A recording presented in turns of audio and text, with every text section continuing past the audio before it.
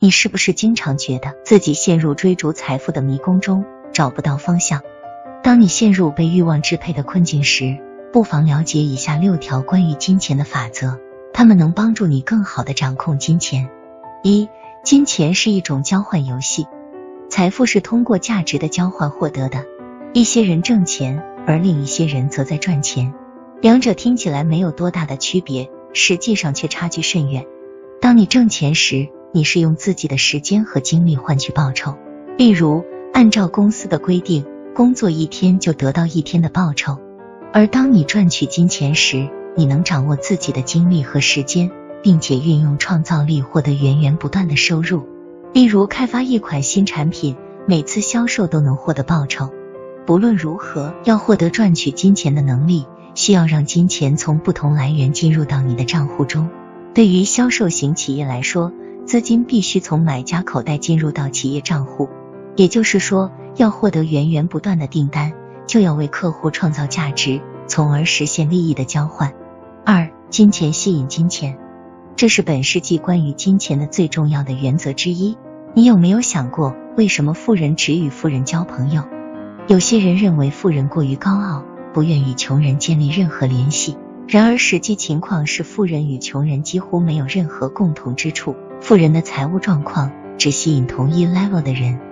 简单来说，如果你想要和老鹰一起飞翔，就别和鸭子一起游水。想要拥有金钱，就必须和有钱人交朋友，进入有钱人的圈子，才能够慢慢学习他们赚取金钱的方式和习惯，并成为他们中的一员。因为富人深切了解如何通过改变生活方式来增加资产。3. 金钱喜欢冒险者。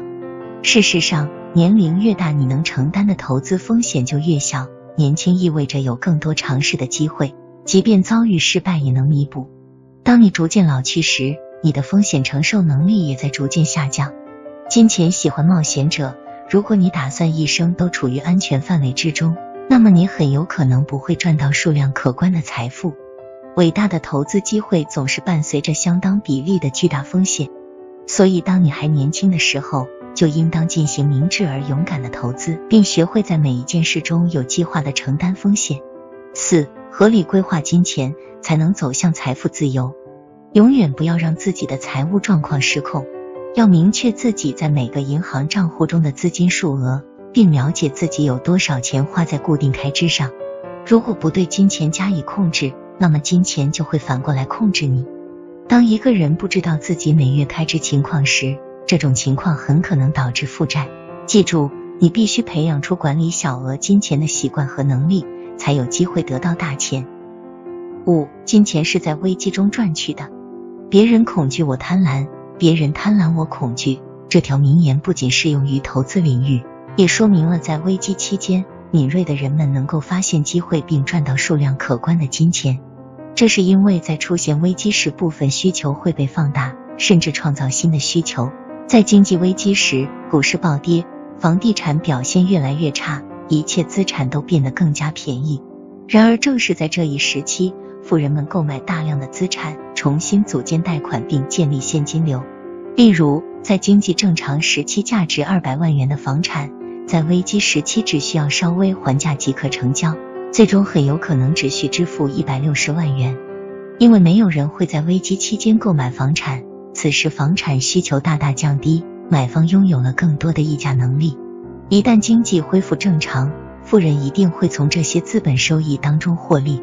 这一规则同样适用于股市。在危机期间，股票 K 线价格跌跌撞撞，但这种状态不会永远持续下去。大多数人会随着价格的下跌表现出恐慌的情绪，并大量抛售自己的股票，以避免更大的损失。然而，了解金钱规律的富人们纷纷忙于收购股票，他们知道经济冲突不会永远持续，在股市低迷时，恰巧是增加净资产的最佳机会。因此，合理储蓄并等待下一个投资机会是一种明智的做法。6. 金钱永远不会是最终解决方案。如果不能完成一件事情的原因是缺钱，那么钱也不会成为最终的解决方案。这就是人们常常陷入误区的地方。人们认为因为自己无法成功的原因是缺钱，所以认为借钱可以解决自己的问题。然而事实上，当人们选择借钱时，往往进入循环借债的状况中，除了越来越多的债务，什么也没有解决，最终陷入破产和经济危机中。所以与其借钱来解决目前的问题，不如寻找额外的收入和金钱来源才是根本方法。缺钱时可以兼职或找一份额外的工作，甚至创业。换句话说，如果你认为自己不能成功的原因是缺钱，那么你应当思考一下，自己在金钱之外还欠缺了哪些素质和能力。可以这么说，有钱人一直致力于变得富有，而不是成天期盼变得有钱。